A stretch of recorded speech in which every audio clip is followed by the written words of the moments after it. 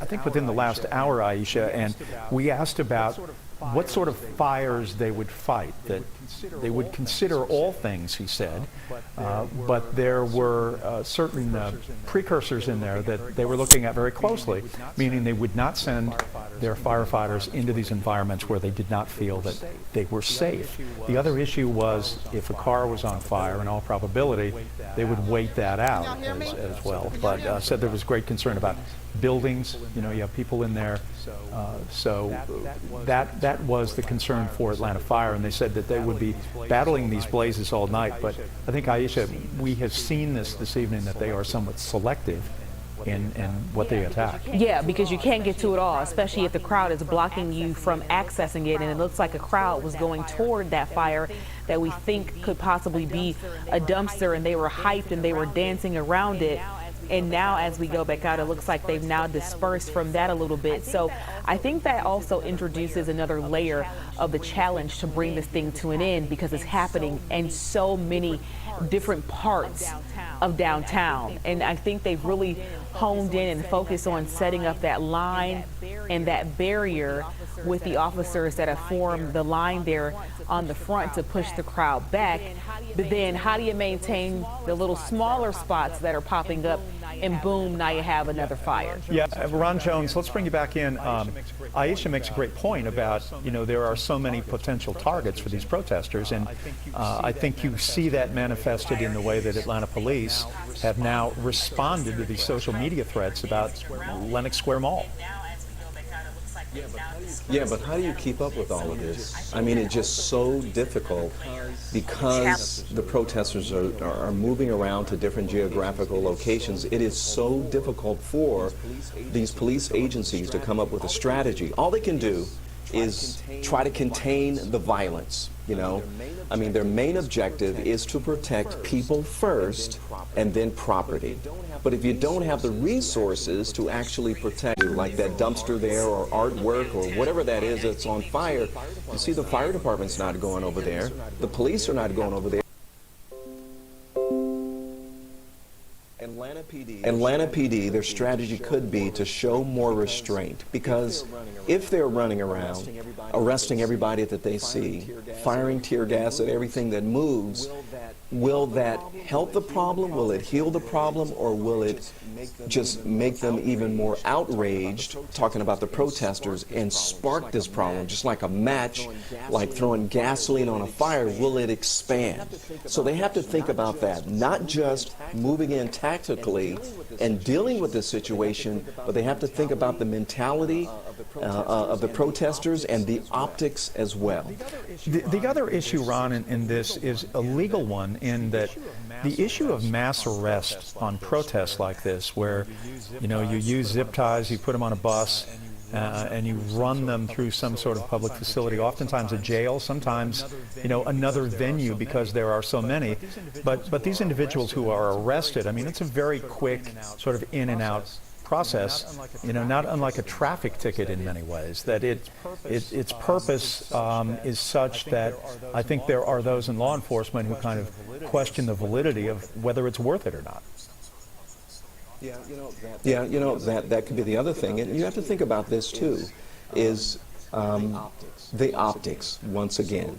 So if you have a bunch of protesters who are thrown to the ground, zip-tied, carried off, hog-tied, thrown into the back seat of patrol cars, or maybe taken off to the county jail, and then all of that is captured on video and social media, and then those protesters share it, then it could add more fuel to the fire, to the violence there as well. So all those things are taken into consideration.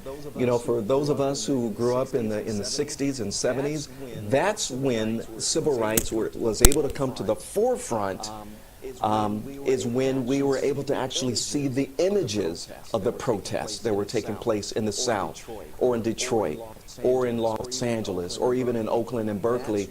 That's what changed the dynamics of the civil rights movement, and that's what helped the civil rights movement. Well, protesters can also use those same optics for their advantage as well. And so that's why the Atlanta Police Department and all those agencies have to be careful with how they deal with these protesters. All right, thank you so much, Ron. Now, we want to be clear, this video you're seeing is pre-recorded from earlier tonight. NBC News correspondent Blaine Alexander is reporting what we see here is a food truck that is on fire. Now that makes sense because I can actually see the tires at the bottom a little bit. That is a food truck. That's why it looked like a dumpster. Yes, exactly. Food truck outside of Centennial Olympic Park. Thinking of that local business owner there who will have to indeed deal with the impact of this. Our Sheba Russell just sent me a video on Twitter of someone, and I think Chris Holcomb just brought this into the newsroom as well, as looting that's taking place at the AT&T store near Lenox Mall. We are getting some of that video coming in from Twitter as well. So this is a very fluid situation that is unfolding now in multiple parts of the city. Again, we want to keep in mind that we are looking at video pre-recorded from earlier tonight of some of those arrests that were happening as we start to follow new developments from different parts of the city. That food truck on fire downtown right outside of Centennial Olympic Park. Now we are hearing there could be more violence and looting that is moving toward the area of Lenox Square Mall. There is video circulating on Twitter that we are working to get confirmed of an AT&T store that was looted right near Lenox Mall. So now this is stretching from downtown to Buckhead. Still looking at video pre-recorded from our crews on the ground tonight. Jennifer Bellamy is working behind the scenes, bringing us updates. She just gave Jeff one. Jennifer has just given me her iPhone. Jennifer, thank you. She's got some information from the Fulton Sheriff. Let me read it to you. FCSO command staff are in the field, actively engaged. SWAT has been called out. Entire law enforcement division now deployed to Lenox Square. 2 Fulton County jail buses in the city are ready for transport. FCSO commander in APD Joint Operations Center per incident commander in charge request. So Fulton County Sheriff Department now is on their way in transit to Lenox to try and bolster APD if indeed the protesters make their way toward Buckhead. Jennifer, thanks. It does appear that they have already made it there to Buckhead. Jeff, we do have our crews safely trying to navigate to get to that area to now bring us updates from the Lenox Square area. And this situation is now going into the midnight hour. And it seems that we had moments where things started to calm down, but as we've witnessed all day, it goes right back up. And that is what we are in the midst of right now as the protest makes its way to Buckhead. And as we talk to Gerald Griggs with the Atlanta NAACP, he was sure to point out that this was organized on social media. We don't have a particular organization, or there is no leader. There is not a name that we could call out or someone that we can interview to get perspective on what's the goal, what are they experiencing. And so that's why this is just playing out. And we are here right along with you, watching this play out for now the last nearly 8 hours, Jeff. So we've seen destruction, and I think if someone would have told us, at least in the early part of the evening, between 4 and 5 o'clock when this first began, it was very peaceful, that we would see the kind of destruction that we have seen so far with fire, we would have been stunned. The looting at the College Football Hall of Fame, we do not know the degree of looting, but we do know that it has been hit.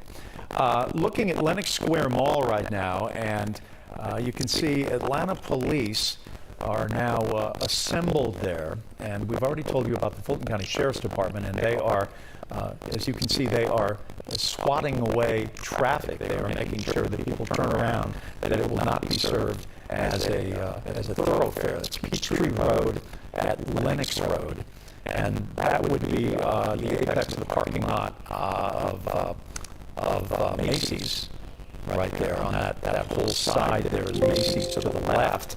To the middle, you will see the Nike shoe store, and then there's a high-end restaurant toward the other corner, True Foods as well. But that's what you're looking at right now, and that's across from Phipps as well. So that was also another area that was mentioned on social media as that circulated yesterday. So I'm sure that's why that presence is so heavy there, because Phipps and the Target were also mentioned on social media when this first started to trend, that this is where people could be going. Now we know different parts of the city, Jeff, have started to reopen in the midst of COVID-19. So we're not talking about the empty streets in the midst of this that we saw a couple of weeks ago. The streets are back populated, traffic is back out, and so you have a lot of people who may not have direct involvement in these protests who are now involved. well, we're looking downtown right now at Centennial Olympic Park. Let's see if we can go back and take that live picture, if we could, at Peachtree Road, where we're looking at Lenox. I think the story is now shifted up here as we are trying to clearly understand not only the number of protesters who may be gathered or on their way in transit, but also trying to understand the response from Atlanta Police and also the Fulton County Sheriff. As this will be ever growing, we do know that there are barricades that have been ringing Lenox. But as you think about Lenox, it's a very large area. It goes from Peachtree, and then you can go down Lenox Road right there. You take a right at the MARTA station, and that will swing you to the back of the building that runs up along Georgia 400. There's Bloomingdale's back there. There's Neiman Marcus. And then you've got the other shops, the shops at Lenox, which would then appear on the left side, where you will see a number of restaurants and clothing stores as well, and then it stretches up to Peachtree. So it's a big loop, but Aisha, it's a very expansive area. I mean, there's a lot of ways to enter that area, because there are a number of access points that you can get into Lenox Square, and not necessarily just from Lenox Road or Peachtree Road. That's what Ron mentioned as to the resources now having to be stretched, and we see multiple agencies now being called in to help out to make sure that this night does not continue to escalate now that the area has moved and transformed, all across the city. We are watching these perimeters being set up outside of Lenox Square. Back to Centennial Olympic Park tonight. We are taking you back downtown with a live look. A lot of people capturing the moment on their cell phone. We're giving you a sort of perspective from both sides of town, because they're nowhere near each other. So we have our cameras bouncing back and forth there to show you what's going on. Guys, is this live right now from downtown? This is a live picture from downtown, where that food truck was on fire right outside of Centennial. Every single protester that we see in this live transmission here is clutching an iPhone or a Galaxy or guys, something. Is this live right now from they downtown? Are taping. This is a what live they are picture seeing from downtown, or taping themselves. Where that food truck was on fire right outside of Centennial. It looks like a plexiglass window. It does. The live transmission at the here MARTA is station there, where you see or that would be one of the stops, and it appears to have been spray painted a little bit out there as well. We are getting ready to hit straight up midnight. We have been with you since 5 p.m. Our crews have been gathered downtown outside of Centennial Olympic Park since about 3:30, anticipating this protest, but I don't think any of us anticipated that it was going to get to this level or go this long. Emotional pleas from Mayor Keisha Lance Bottom for people to go home. That message not heard by this group, because the group was actively protesting at the time that she addressed our city. So that message, as you see here, has not resonated with that crowd at all from our mayor tonight. Mr. Griggs, who was on the line with us, the attorney who has been an organizer of this in part, also asked for people to go home, that it's come to an end. But we asked him about that, about what if they don't hear it? What if it continues and nobody wants to hear that this must stop, that it will go on? And certainly that's what we have seen so far. We haven't seen a lessening of the crowd either after those impassioned speeches from City Hall or from the attorney, Mr. Griggs, as well. And let's be clear, Attorney Griggs is a man of protest. He believes in the cause and effect and change that could be a result of protest. We have witnessed him on the front lines. But he, along with the mayor,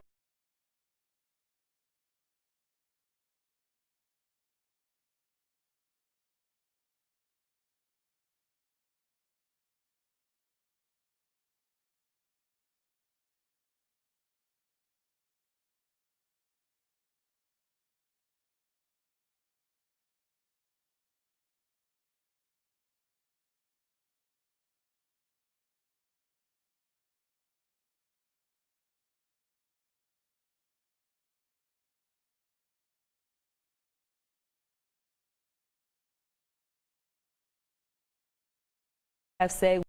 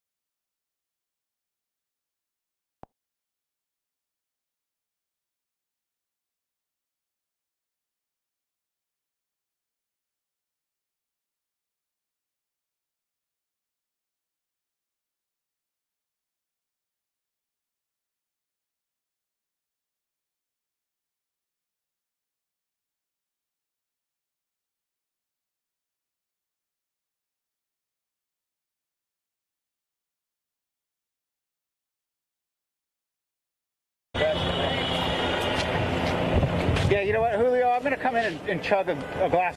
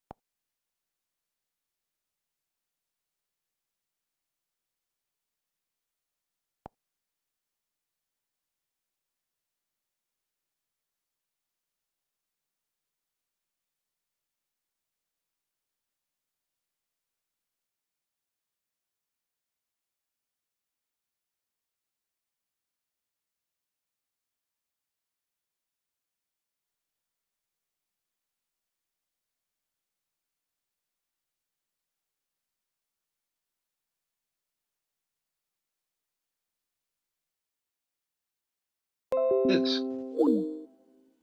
We're living on team.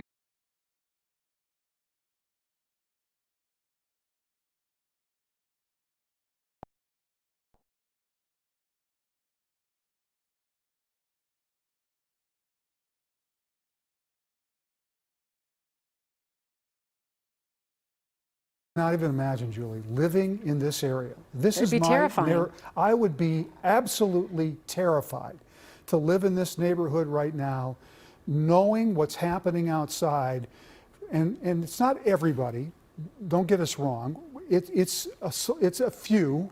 It's enough to cause this kind of damage, but it only takes one person to cause harm, to set a fire, to loot, and that's frightening for these residents. We just received a tweet from council member Kano, who said, I was able to make contact, this was 5 minutes ago, I was able to make contact with a staff member at the National Guard.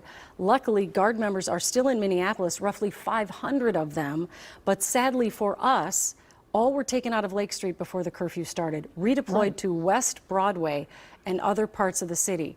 All I can wonder is there something going on in West Broadway and we just don't have eyes there? Because why would that be a higher priority?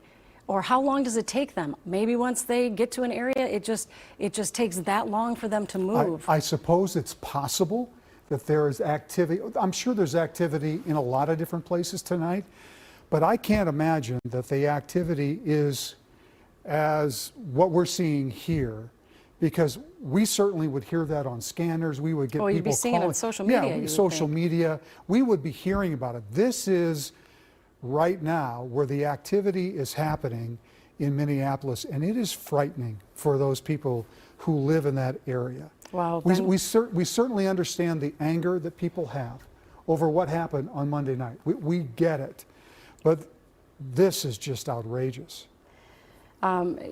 Yeah, so Minneapolis Fire Department tweeted, Minneapolis Fire continues to respond to fires across the city.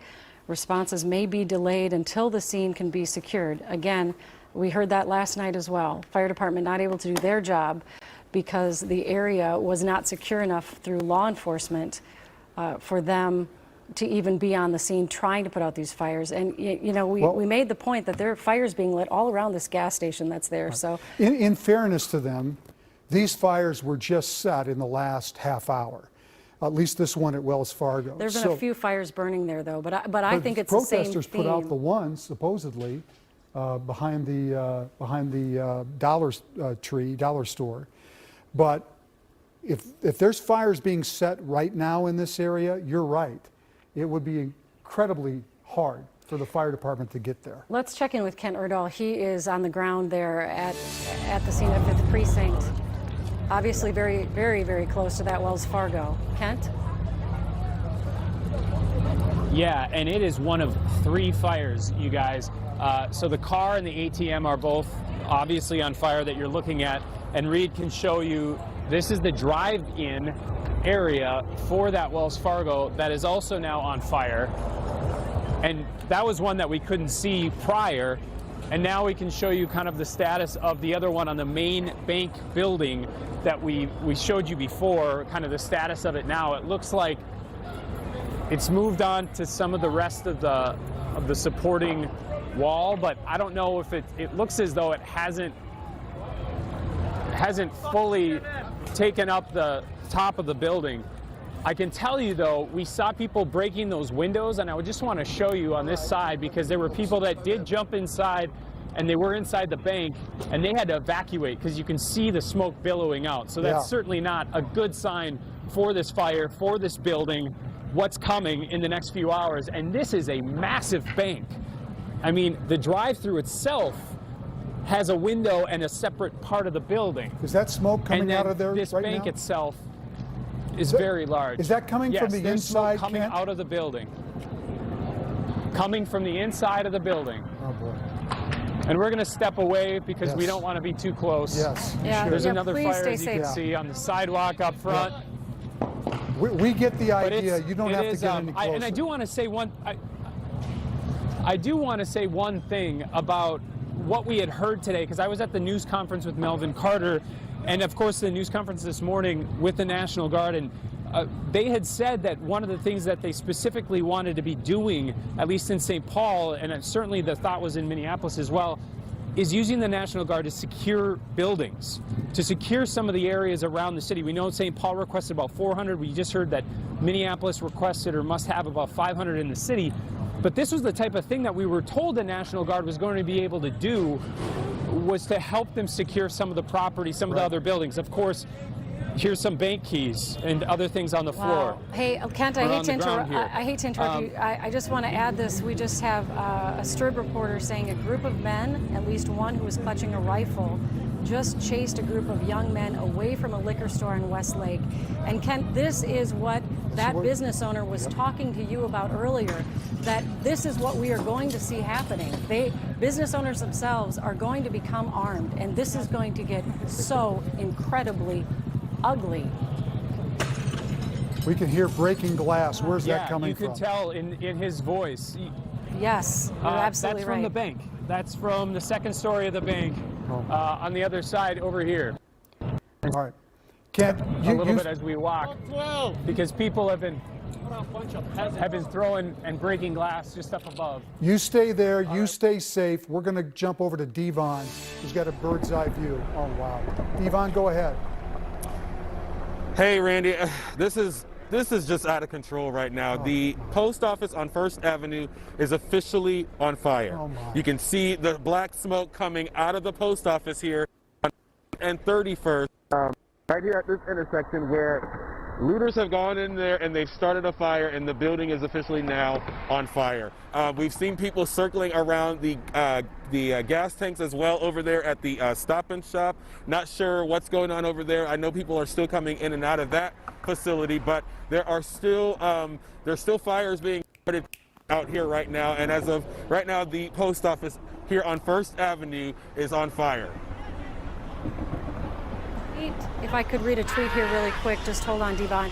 Mayor Jacob Fry tweeted 29 seconds ago, for our Minneapolis firefighters to respond, the area of the fire must be secure so they can focus on fighting the fire without risking their own safety. We are working with the State National Guard and the Minnesota Department of Public Safety, who control Incident Command tonight, to provide support in the South. This is the first we have heard from Mayor Fry. 11:21. The first we have heard from him since that 1:30 a.m. press conference he gave this morning.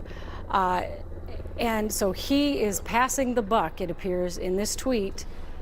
We are working with the State National Guard to the Minnesota Department of Public Safety, who he is saying the Minnesota Department of Public Safety is in control of this tonight and is the one leading the command center. And we heard the governor say that today. He was very clear in that press conference. From here on out, now that the mayors asked the state to take over, we are in charge now.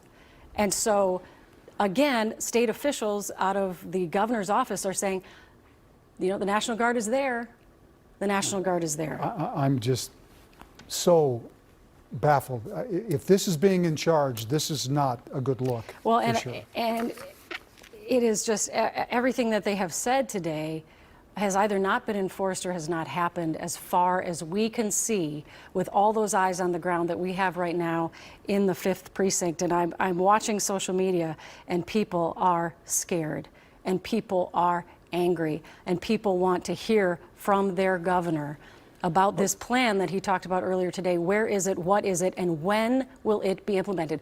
Do we, again, it appears to me right now that we are sacrificing the 5th precinct just like we did the 3rd. The only thing left to do is to breach the area around 5th the 5th precinct. Yeah. Well, here's what baffles me. If you're going to announce a curfew, why then not enforce it to some extent tonight? Randy, this is incredibly disturbing news. The city of Minneapolis just tweeted there is a gas station on fire at Lake Street and Park Avenue. That crowd better get out of there. If you know anyone in that area, if there's any way to tell them, we need our crews to move back. City of Minneapolis just tweeted there is a gas station on fire at Lake Street and Park Avenue. Avoid this area. I am sincerely hoping our crews are going to get out of there. This could be an unmitigated disaster. Unfortunately, we don't have the helicopter anymore because of it having to land at a certain time at night. So we can't give you that bird's eye view of Minneapolis. Here's that tweet that Julie was just talking about. But you're right. If you're, and I worry about the people that are near that Stop and Shop. If that is set on fire and that extends to those gas lines there, I mean, it's already a disaster, but what would that look like at this point? I don't know. I'm currently texting the mayor. He just 40 seconds ago tweeted, we will update as possible, speaking about the fire there. So I am saying, Mayor, please tell us where the officials are. I don't know. Are they alerting? Are they alerting people right now that hopefully people can see that a gas station is on fire? I would love to hear from the governor tonight on what is going on. What was the plan today? And I know Minneapolis is a huge area to cover. We get it. But from our vantage point, from the large groups of protesters that we followed, and again, most of it was very peaceful all day. But from the large group of protesters we followed, this is where they ended up tonight. All right, let's go to Devon Roming. He's got that bird's eye view. Devon? Hey guys, yeah, we're still out here. This fire at the post office is picking up, and we're actually kind of concerned because we don't know what sort of toxic chemicals or anything that might be in that building being shipped right now as this fire spreads here, and we don't know if we could be possibly breathing in some toxic chemicals out here right now. So we're going to move here in a bit from the post office as that fire continues to pick up. But there's also another fire off in the distance at the Hibachi Grill. Right down off of First Avenue here. That building, that's what we're looking Hibachi at Grill right has now. That's been set on fire right now. You can see the flames, and then the post office here as the smoke continues to billow over this intersection here. But yeah, we got the Hibachi Grill on fire, and now the post office. Okay, so what we're seeing right now in this shot before you leave, that building on the right is the post office that was looted and now has been set on fire. To the right of that building is the Hibachi Buffet, which we are now seeing on fire in that general vicinity. The dollar store and that plaza is right behind all of that. We have seen looting and fire. The Wells Fargo bank, a very large bank, is also in that area, and we know that's on fire, been looted, and that's on fire as well. All in this one area. Yeah, and I have. Go ahead, Devon. And what I was going to say is, as we mentioned before, there's a facility that's next to the post office here. This is a facility for expectant mothers and mothers with kids that are living in this building right now, where this fire and this smoke is reaching over to this building as we speak right now. All right, let's go to Kent Erdahl. He's live there on the ground, hopefully safe. Yeah. Kent? Kent? Yeah, unfortunately, guys, if you take a look here, they just broke in through the front door of the bank. But so there are people that are streaming, that are trying to get into this bank, but they got to be met by a cloud of smoke, because you can see if we come over here to the back or to the side that we were just on, you can see the flames coming off of the top of the building now that started in the back. So clearly, if people are going in, I hope that they don't go in or stay in. What is that? Is that a motorcycle? Engines back here. Motorcycle. Yeah. Here's somebody else. Kent, just make sure you're safe. It's every couple of minutes, things just keep coming. It looks like somebody's actually trying to put the fire out. Yes. Inside here. Yeah, I don't know. It doesn't look like a firefighter. I don't know if he brought his own. It's not a firefighter. Yeah, we've seen people walking. Clearly, the rest of the building is starting to go up right now. It really started crackling. You can see the flames shooting out of the top. So I hope that if anyone went into that building, that they are out now. We haven't seen people really did stop going in. It looked like. But yeah, I mean, this is pretty indescribable, to be honest. The fact that things are just openly burning on it, virtually every aspect, or every part of this bank right now. I have been seeing tweets from friends of mine, someone who lives across the street from that gas station, saying that they couldn't even call 911. And I've seen this a couple places on social media, people trying to call 911, and it just rings and rings and rings and rings, that they actually had to send a text. And it wasn't even the police department. I believe it was to the transit cops to tell them about that fire at the gas station. And this is just a complete breakdown. I can tell you. I can tell you from St. Paul today, just the news conference we had there, they had about 1,200 911 calls last night, and they had some more than 200 at least EMS and fire calls, 50 plus fires, and that was just in St. Paul last night. I can't imagine what they're dealing with here in Minneapolis. Clearly St. Paul last night, it was all kinds of hot spots all over the place, but it just gives you an idea of what they were dealing with. Now, keep in mind, in St. Paul, they said that their officers had to go with the fire department, and so they only made 7 arrests the entire night despite 1,200 911 calls. They had vowed that that wouldn't happen again. Right. Clearly, we haven't heard a lot about St. Paul tonight, so that's probably a good sign. But in Minneapolis, I can't imagine what those numbers and what that really is going to translate to tomorrow. All right, let's head over to Devon Rahming for a different. Thank you, Ken. Let's head over to Devon for a different view right That's now. the hibachi buffet. Wow, that's fully. Yeah, that hibachi buffet, that fire there is picking up right now. You can see, so we've got double the smoke out here from the hibachi grill, and then we have the huge smoke that's pouring out of the First Avenue post office here that's covering this complete intersection. They're going to have to evacuate the people that live in these apartments around here as this smoke continues to pour over, because we know that smoke inhalation alone is enough to take a person out. And if people are in this building right here sleeping, this could be a real disaster for the people that live in this neighborhood. Describe, you found out that building that you just, if you could pan again left to that building. Yep. You said that was for mothers and expected mothers. Is that what you told us earlier? Yes, that's a home for expecting mothers and mothers, and that's why the protesters were not messing with that building, because disturb the peace there, because they knew there were children living in this building. But you know what? I have not seen anybody come out of this building since we've been out here. I don't know if it's because they're scared, if it's because they're sleeping. We do see lights and TVs on inside the building here. But they're going to have to evacuate this building at some point here in the next hour or so as these fires continue to spread in this direction. That's just absolutely insane.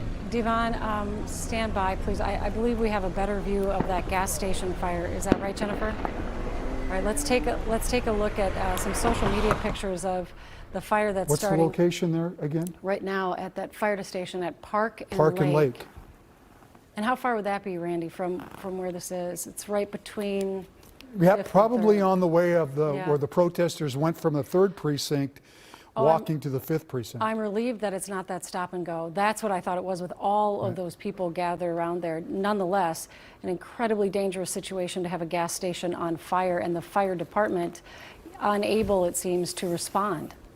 I have no idea what can be said tonight by the mayor of Minneapolis, by the governor of Minnesota, to say what was the plan here tonight. Randy, It's just baffling. We are getting word that it appears that there is a large presence of the National Guard or some sort of law enforcement on their way right now to the 5th precinct. We are working on getting a shot of that, as what appear to be buses, a large convoy coming into the area to try to maintain or get some order. And no offense, but I think you're a little too late. Well, I think people will be relieved if we do see some Yes. police presence there tonight. Kent, we can see you, but man, it is so smoky there. You're in a haze. I don't know if he can hear you, Julie. That's the camera from Devon's location, where the post office, which was vandalized and set on fire earlier, that's the hibachi buffet that's just down the street. We've also told you what that area looks like. There's a dollar store, there's a Wells Fargo. All of that is going up in flames. All of those businesses have been looted tonight. It does appear from multiple sources now that police, some sort of law enforcement, is right now on their way down Nicollet. We're trying to get a shot for you, but hard to know. We don't know exactly where they're coming from, but it does appear that they are on their way. Now, this, of course, in some respects, to some people will sound like good news. To some people, it's going to sound like bad news, because this also means that the tensions could escalate right now. But this is from Kent's camera. It looks like a fog, but we know it's not a fog. Fires. It's smoke. And we're just kind of in a wait-and-see pattern right now into how this is all going to go down, if in fact a large police presence does show up on that scene. What's amazing about this whole thing today is that the protests started this afternoon. They were peaceful. In all of the locations today, we saw peaceful protests. After the curfew started at 8 o'clock, which obviously, as we've seen now, was not much of a deterrent, and as night fell, we saw this activity Randy, happening. can I interrupt you? Ben Garvin just tweeted out a picture. I don't know if we can get this live on our air. An incredibly large line of officers. Yes, we go. Where is walking in? This is Devon's camera. Devon, what do you see? We have police moving in down East 31st Street. They're moving in and they're taking control of everything that's happening out here. The National Guard is also here, and they are moving in, getting people cleared out, because this is getting way out of control right now. And it looks like law enforcement has finally arrived, and they're moving in to clear out this intersection right now. Sorry, I'm a little winded because from where we were, because the fumes from the post office, and then we thought we saw them toss a Molotov cocktail, so we had to run and get out of the way before everything got out of control. But you can see Minneapolis police are on the scene here right now. They're on foot. They have their guns drawn and into the 5th precinct area to take control of this area out here. Once again, that location, they have moved now back almost behind the post office. The building to the left of those officers is that place of residence for those expectant mothers. So that's the different view that we're now seeing. That's the post office, and now we can start seeing down the street. I wonder, does Kent have a view? Kent, do you see that at all? We can get him up live.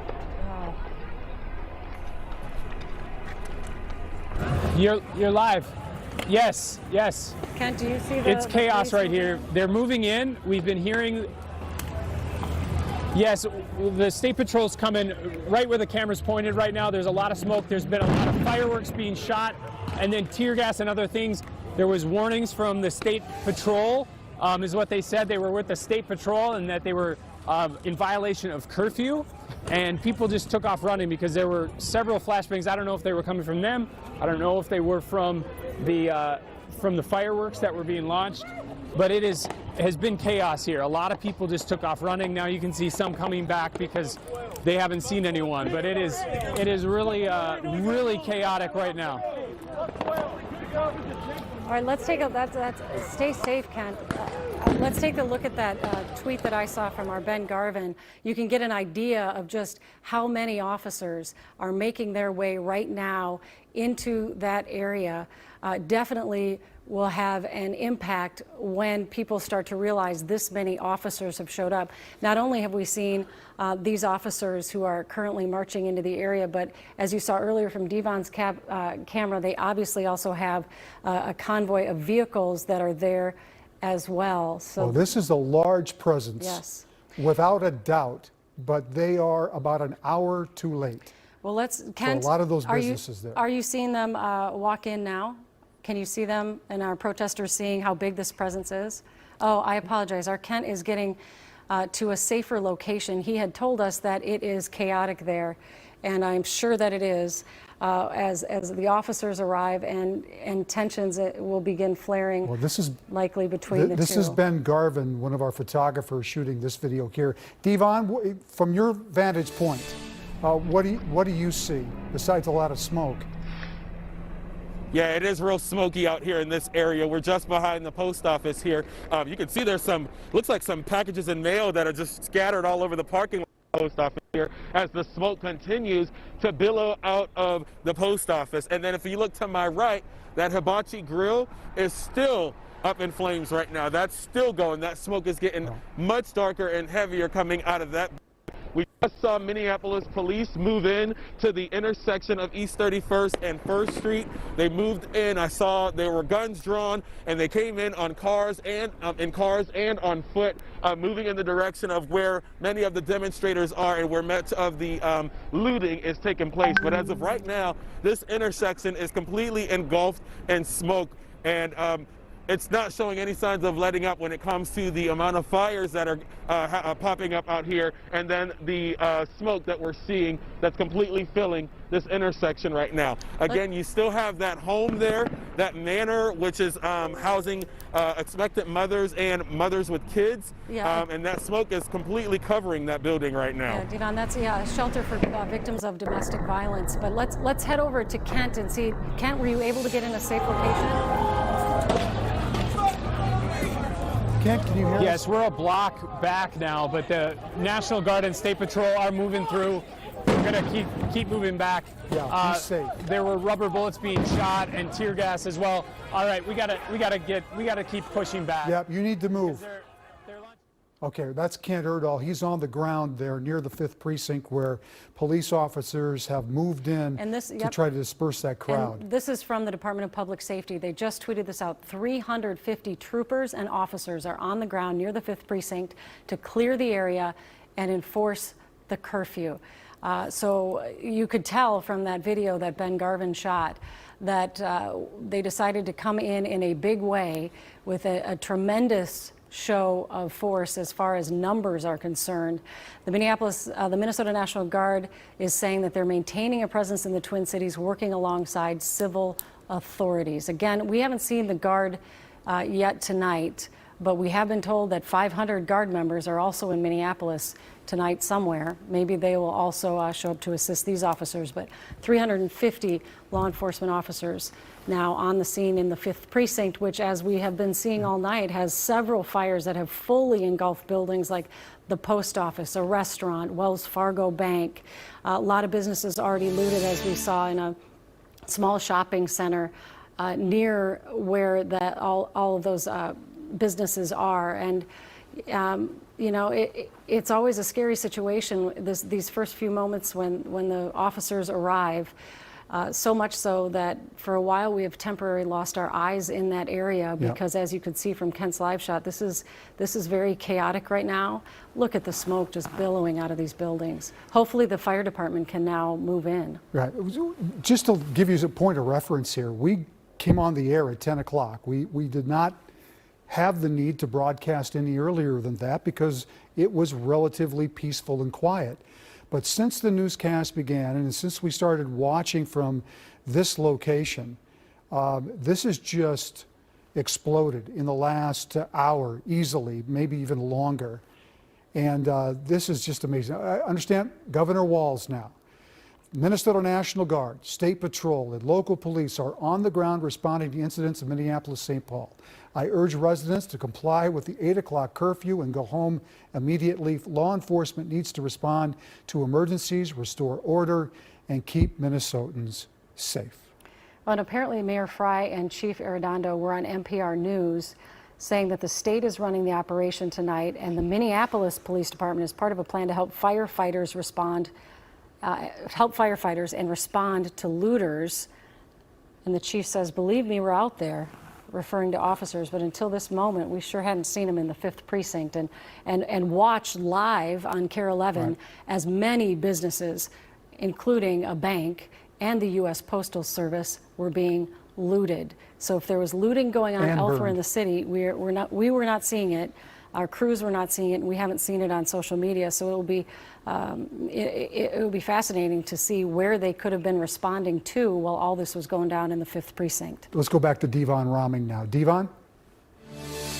Hey guys, yeah, so we are just behind the Hibachi Grill. We moved from behind the post office just because the smoke was getting a little too heavy down here, and we've moved towards that Hibachi Grill to give you a more clear picture of what's really happening out here with that building that is on fire right now. The flames are just pouring out of that Hibachi Grill building, and the smoke, we have double the smoke out here from the grill here all the way to the post office now as these fires continue to pick up out here off of 1st Avenue, just behind the Dollar Tree and Office Depot plaza here. Much better picture of what's happening with that Hibachi Grill building right there. It's actually Western Union. And the Western Union, it sounds like your photographer David Peters-Lenz is saying? Yeah, the Western Union. Yeah, it's Western Union. So he actually corrected me and said that that is actually the Western Union building that's on fire Well, there. it looks like several businesses in that area might be completely engulfed in flames at this point.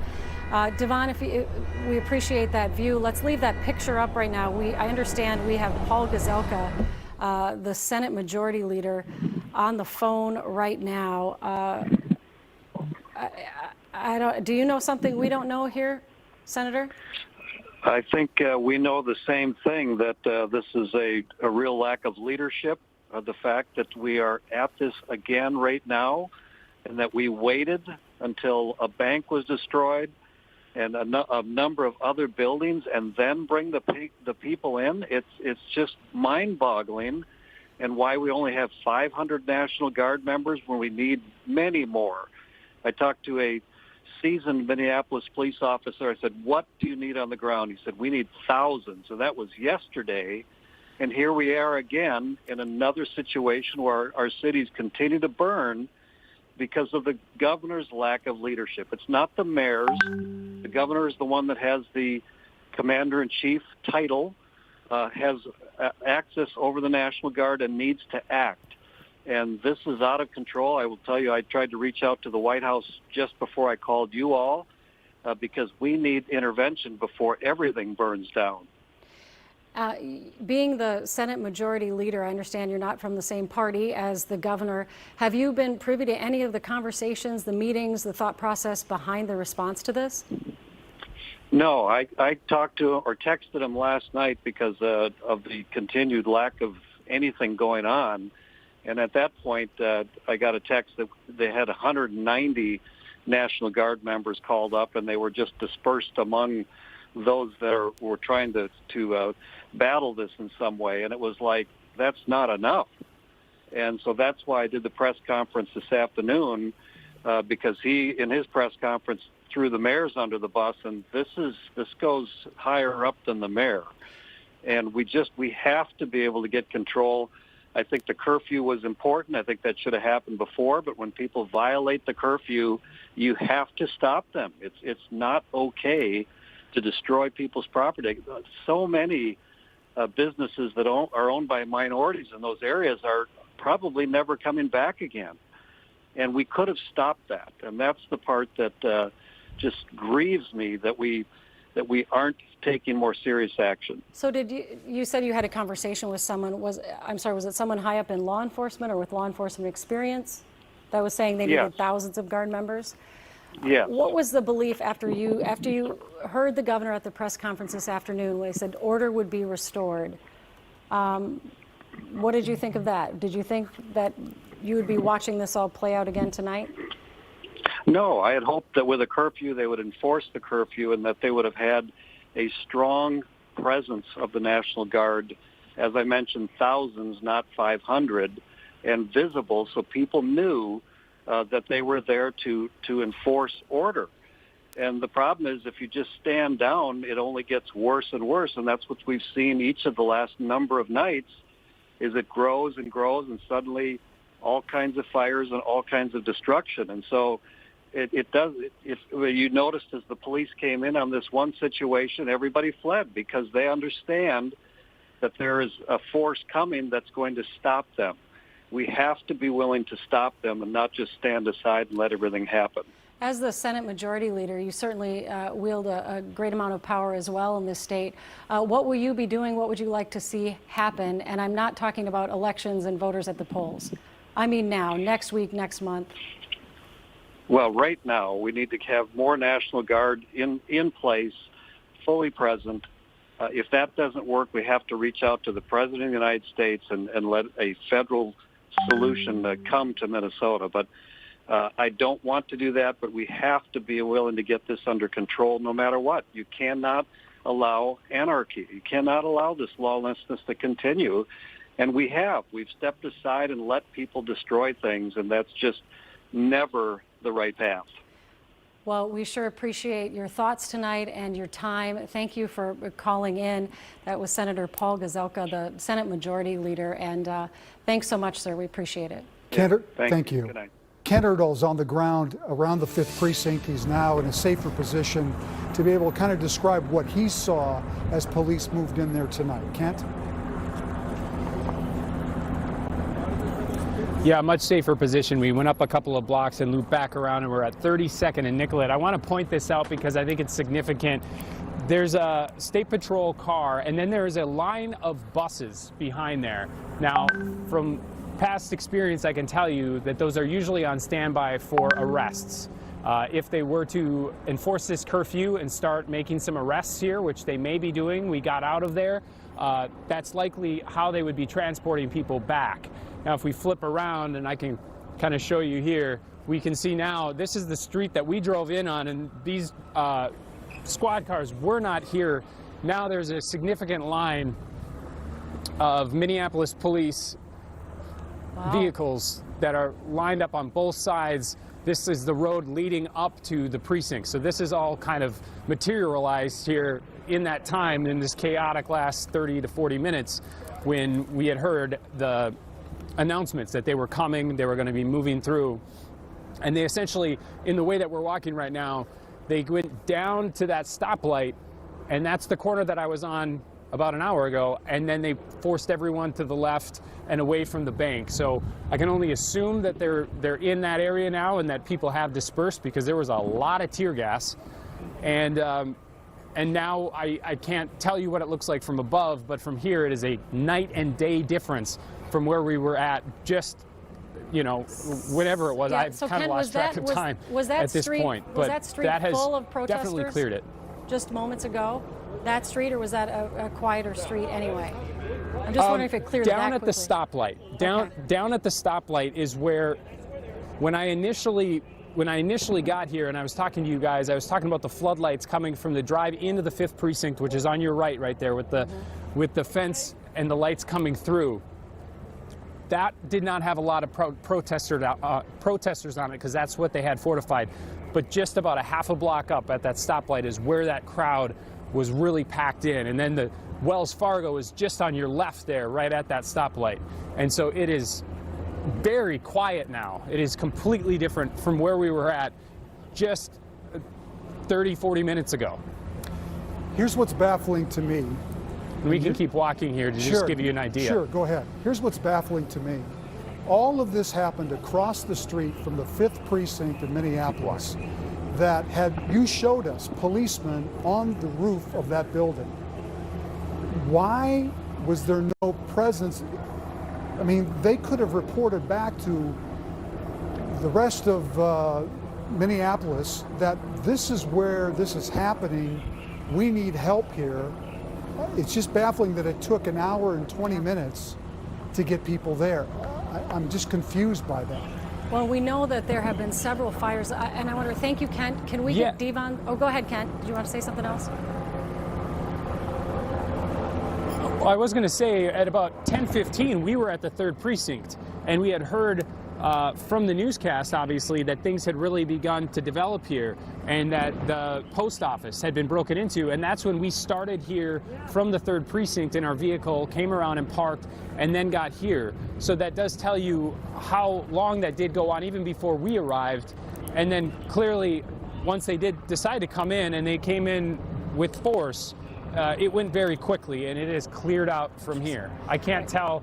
And we'll probably go check it out from here, but if the fire is out, I certainly don't smell the same amount of smoke or see the same amount of fire that there was just moments ago, but we'll see. That's a great segue, Kent. We're going to let you go check that out, and let's put up the live picture from Devon. Well, I understand we have on the phone the Assistant Fire Chief, Brian Tyner. Brian, are you there? I am. Thanks for joining us tonight. Another long night for the Minneapolis Fire Department. Can you describe what it's been like there tonight? It's like you described. It's been a very long night. We've been responding to fires pretty much nonstop, almost since the protests began.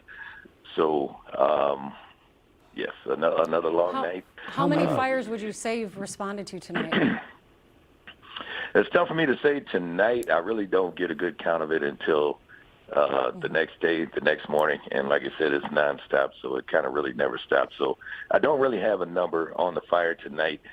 Just in my gut, it seems like it's less than, say, last night, but still pretty steady. Yeah. And how were your crews able to get into these fires fairly quickly as compared to last night? Obviously, with a police presence to support you. Was that happening tonight? That was not happening for the entire night. We did have some delays, even with this fire on Park and Lake that we've just gotten into here recently. We did have some delays while we waited. Is that the gas station fire you're referring to? Yes. So can you tell me about that? There's a lot of concern when the city of Minneapolis tweeted out that a gas station was on fire. We're looking live right now at a picture of it. I can understand that. That's completely understandable. But again, we're unable to really fight the fires unless we can secure the scene, which and you were not allows able us to do do our that job at without Park and Lake. interference. I'm sorry to interrupt you, sir. We weren't able to do it right away. I believe we have Looks like we're there help now. with that now. Yeah. Yes. Yeah. Well, we appreciate you joining us tonight. Thank you so much for your insight and good luck tonight. We certainly hope at this point now it can calm down for all of you. Long night. Yeah, we have on the Thank phone. you. Thank you so much. We appreciate it. Max Nestorak, who is with the Minnesota Reformers, on scene right now at that gas station fire, and I wonder if we could talk to him right now. Yes, hi, I'm here, and I'm standing outside the Shell gas station at Park and Lake where firefighters have just put out the fire at the gas station. Yeah, so we should, I'm sorry to interrupt you, we should make sure people know this, what you're looking at right now, is not the gas station fire. That is not the fire. Okay, there we go. Yes. There is a Twitter video of the gas station fire. Go ahead, Max, I'm sorry. Yeah, so I posted a video of the fire on Twitter, and looks like the fire crews have just been able to put out the fire, still smoking. You know, everything that's happened over the past 3 days seems to be happening all at once right now. You have National Guard troops, you have fires, you have people chanting George Floyd.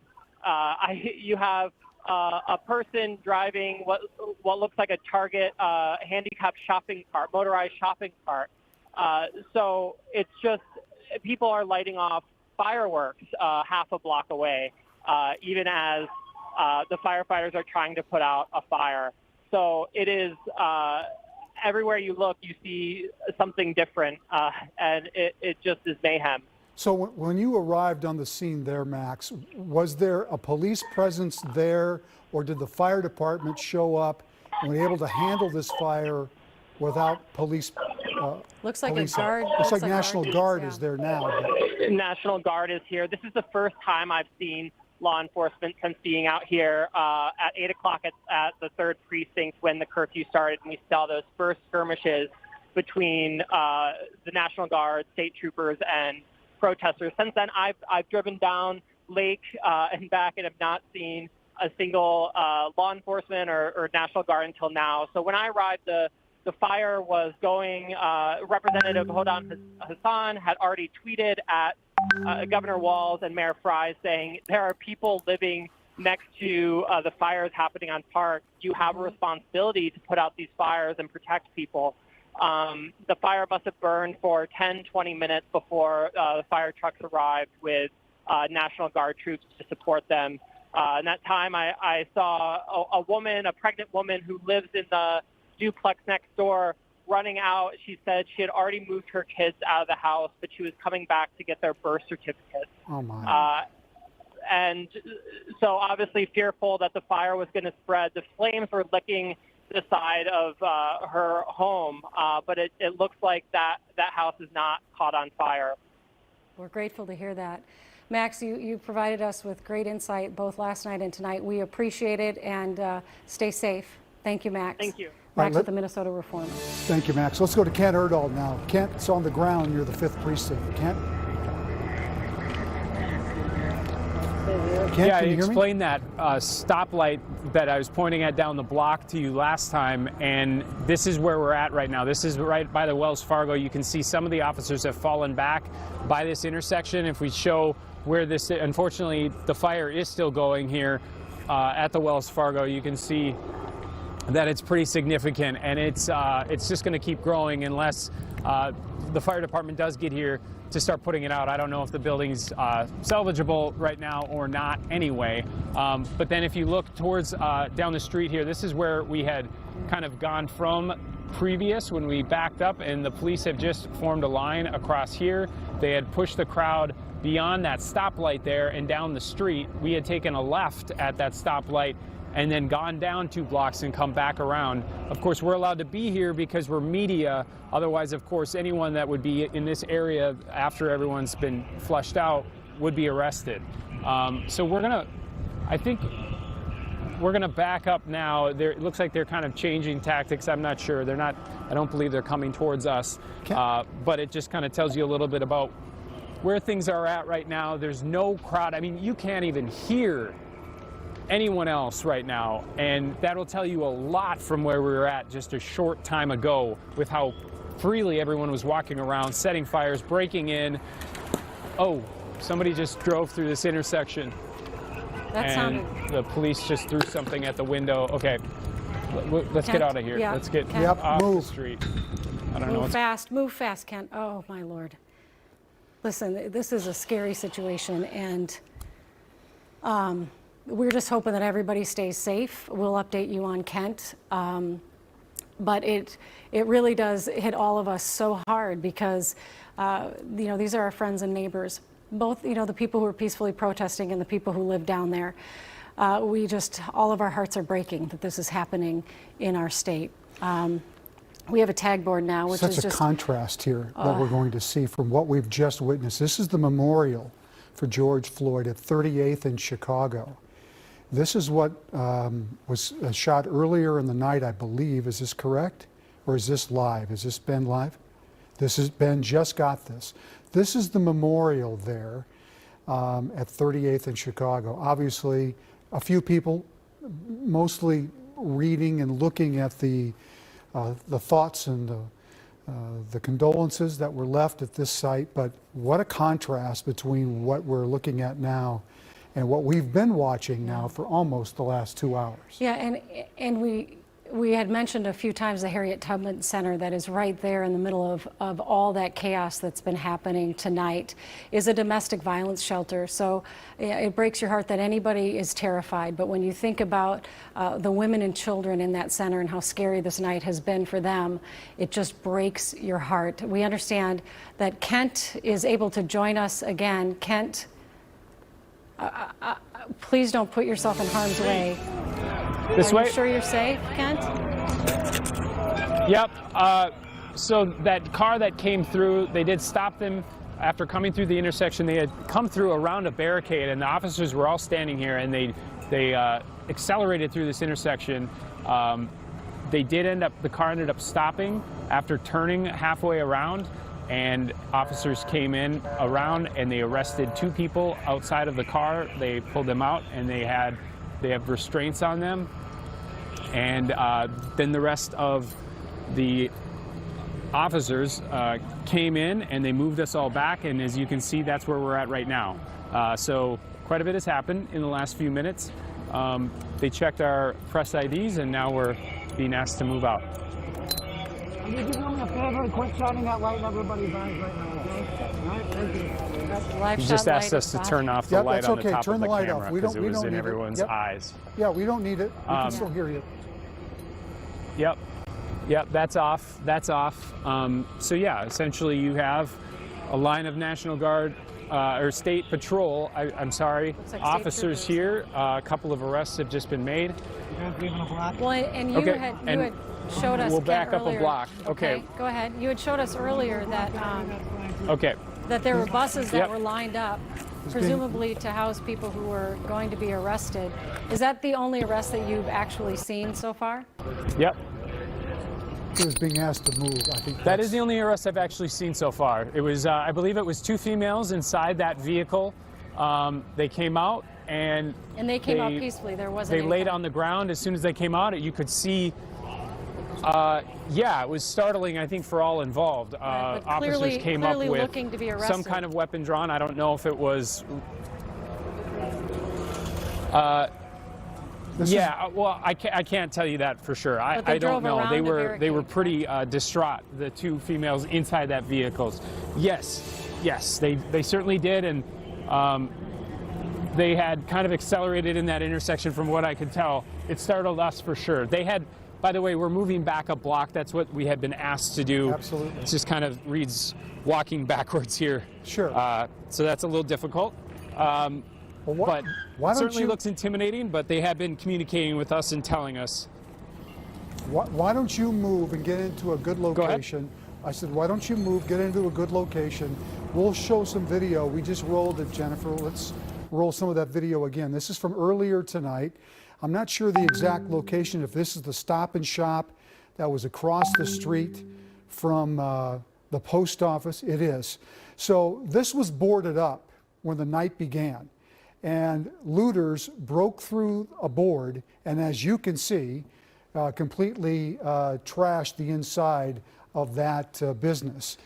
Yeah, and then you can see here when firefighters eventually are able to arrive. One of the main roles tonight that we're seeing from the National Guard is to accompany fire trucks so that firefighters and the equipment are safe and they're able to do their job. We know last night the fire department was really struggling until they could get some reinforcement because people were vandalizing the trucks and they didn't feel that their firefighters were safe. So this is a video also that we had shared with you that I believe Ben Garvin shot. That's coming from Breaking 911, but I believe that's Ben Garvin's video. Maybe the same position as Ben. Yep, 350. We were told the Minnesota Department of Public Safety tweeted out that what you're seeing here is 350 law enforcement officers coming into that area at once.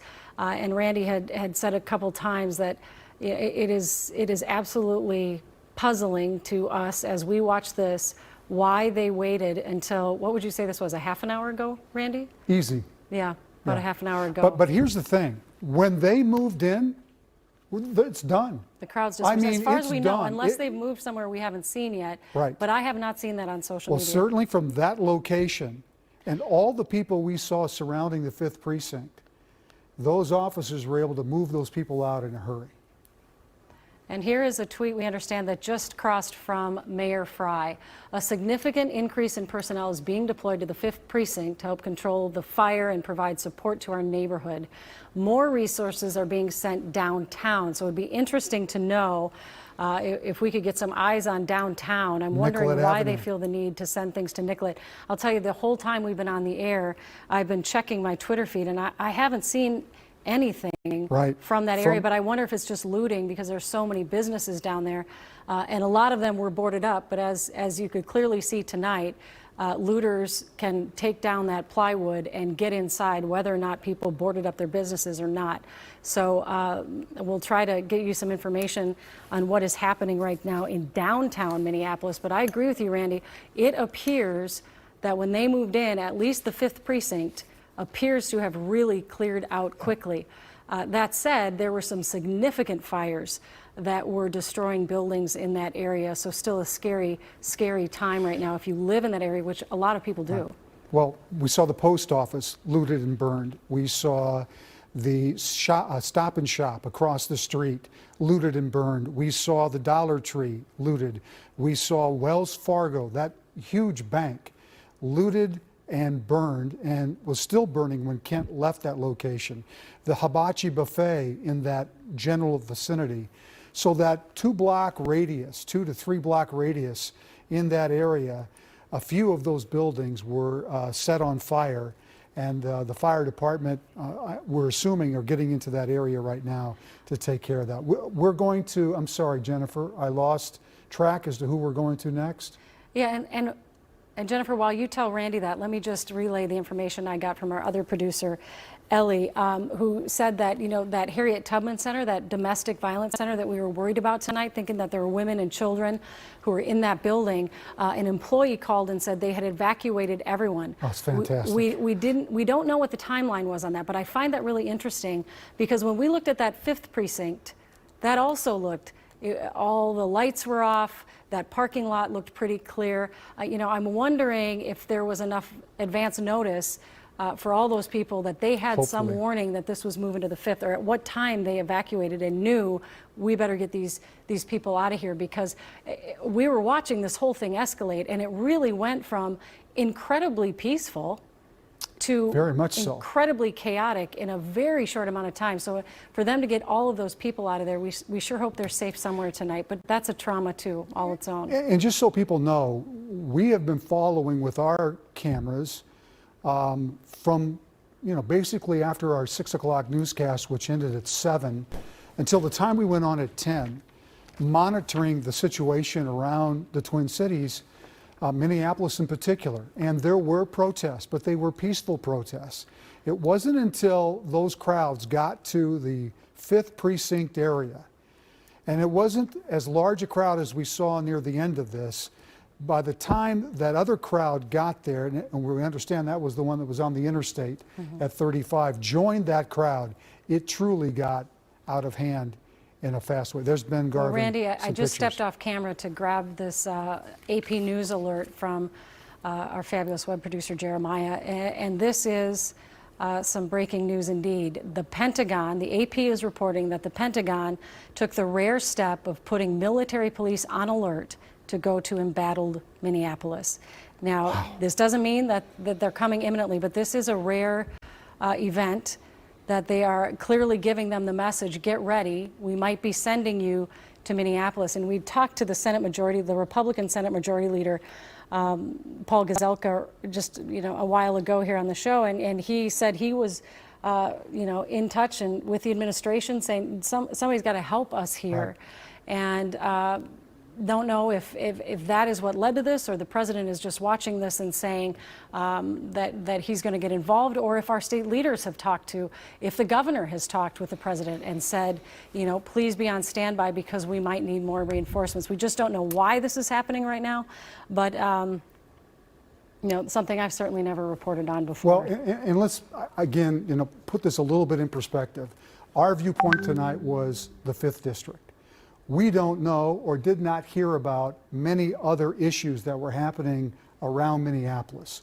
So it's very possible that the police that we saw move in the last 15 minutes, the 5th precinct, that they weren't somewhere else taking care of business. So in fairness, we had a bird's eye view on one location, which looked, obviously, as you saw on live TV, terrible. Yeah, Randy, I hate to interrupt you, but the Department of Public Safety just tweeted a minute ago, and I want our Kent Erdahl, our crews here, to hear this.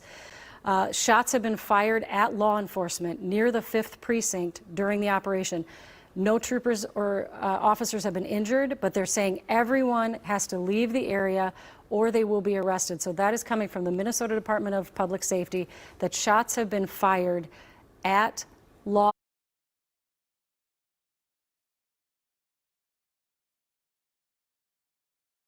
enforcement in that area. Chris Harapsky, our reporter, is tweeting that it seems rioters are moving away from the 5th Precinct area. We sure hope that's the case.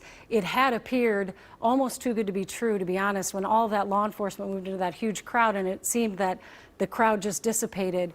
Hoping that this is an isolated incident, but a scary development in the 5th Precinct for sure. And we want to make sure that our producers get that information to Kent and to Devon. He can talk to it. All right, let's go to Kent Erdahl. I hope you're safe. You bet. You're there, Kent. I am, and the police actually have actually pulled out most of the vehicles. Actually, if you take a quick look, Reed, we showed you before that all the vehicles were lined up there down the road, and they're all gone. They're pulling down out of Nicollet here. Now, I can tell you, I can give you a little bit of context, I think, to what you just reported and you wanted me to know, is while we were watching that kind of chaotic evacuation when you saw the tear gas coming around the corner, probably 30 seconds after I was no longer on the air with you, we did hear something that sounded like some gunshots. It was probably a block or two from us, but people certainly started picking up and dispersing even faster. Several people said, I think that was actual gunshots. So that was, to give you an idea of timing, it was probably, I would say, maybe 45 minutes ago or so. I couldn't verify that. I didn't know that. It certainly didn't sound good. It didn't sound like some of the other things that we had heard. But if that indeed did happen, I think that that's the time frame that we're talking about. It's been much calmer here since then, as I've showed you on some of the things. I just want to clarify, when you say people that said that to you, are you talking about police, or are you talking about protesters that said that to you? I am talking about protesters. Okay. I'm talking about those that were in that kind of group that was just trying to get away from the tear gas, and people were like, people had said that sounded like gunshots. Okay. We're picking up our All right. Everyone from this corner is going that way. We're not hanging out here anymore. It is unsafe. Okay. They're clearing Kent out. We're told you it's bet. unsafe. Okay. So Kent Erdahl is being moved out of the 5th. Let's go back to that tweet if we can, Jennifer. As Kent I've Erdahl, lost audio if you still have me, but and his crew is being moved out, and rightly so. If it's a danger, we don't want Kent there. Shots have been fired at law enforcement officers near the 5th Precinct during the operation. During the operation, meaning when they moved in. No troopers or officers have been injured. Leave the area or you'll be arrested. Troopers are giving dispersal orders now near the 5th Precinct. Leave the area now or you'll be arrested. So that was just 5 minutes ago. 16 minutes ago actually was the first one, and it was retweeted out again 5 minutes ago. And as you saw on live TV, Kent and his crew are being asked to leave that area because it is deemed unsafe at this point if indeed there are shots being fired. I think we want to go to Devon. All right, let's go to Devon Rahman. He's been in that area all night long. Devon? You hear me? Yeah, go ahead. We can hear you now. Okay, so we were on the 35W bridge heading south. We had to get off of that bridge because they were threatening to blow up the bridge that we were on. They were trying to set it on fire. Who was threatening? Who was threatening? There were a bunch of people that were down below that were in the little construction site, and we could see that they were trying to set the bridge on fire. So we all started running to get off the bridge to clear it off because we didn't want to be there if anything were to catch fire from the bridge that we were on. But they were definitely trying to set it on fire where we were standing. And so we are now at Nicollet and 34th Street, and we are just trying to post up here for the time being until things settle down. We can see that there are police all the way down Nicollet from where we are, a couple blocks down Nicollet from where we are. And I don't know if they're making arrests down there or what's happening, but we are keeping our distance, and we're going to try to move closer here once we wrap up with you guys to get you a better picture so that we can set up an actual live shot of what's happening down there. But between the folks out there trying to set the bridge on fire and then the smoke inhalation alone, it was just time for us to pack up and relocate immediately to protect our own selves and, to keep ourselves safe or whatever. So we are now at 34th, East 34th and Nicollet, and we'll move up closer here in a little bit. All right, and obviously there are people near the bridge that were trying to set it on fire, but as far as crowds, what have you noticed? Oh, so the bridge was loaded with spectators. There were people that were parked on the side of the bridge behind us, and there was just nothing but cars all the way down that bridge on both sides, really, of people just taking everything in, people standing with their phones out. I even saw a woman that was pregnant. I'm like, that cannot be healthy with you being out here with this smoke, breathing in this smoke, and having, you being with child or whatever. So we saw a lot of different people, young, old. There were even kids that I saw out there with their parents. There were a lot of different people who were posted up on that bridge. So when they saw us running, and they got word of what people below were trying to do, everyone started getting in their cars and starting to clear out of that area. All right, Devon, we're going to let you get to a new location and give us some fresh reporting from a different location. We certainly hope that these people who are treating this as we understand that it is something that is really historic, and it's very tempting to kind of treat it like a tourism site, but this is not a safe place to be, and certainly not for children. And I hope everyone gets the word that if they do not evacuate the 5th precinct, the officers aren't going to ask, are you here to cause harm or not? They're saying that they will just arrest you if you don't clear out now. So we'll see if that actually happens. You can see there are still plenty of people milling about peacefully, just walking through the neighborhood right now, and a big police presence. So far as we've seen tonight, 2 people have been arrested that Ken Erdahl happened to be standing there and witnessed. So unclear how many arrests have taken place so far. Jeremiah Ellison, from the City Council, this is his ward, is on the phone with us tonight. Can you hear me? Yes. Can you just put into words what maybe you have witnessed as you watched tonight? What's going on?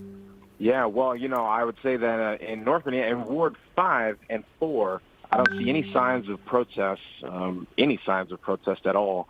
But we have seen at minimum 3 fires. It is hard to get communication, so I've actually just come across all 3 fires either by just driving around on my own, or by having neighbors call and give me a location. And so, the most recent fire that we ran into seemed manageable when we pulled up at the Fake Factory that was called Mr. Afro's when I was growing up, but it's always been a barbershop. And so my friend and I ran up.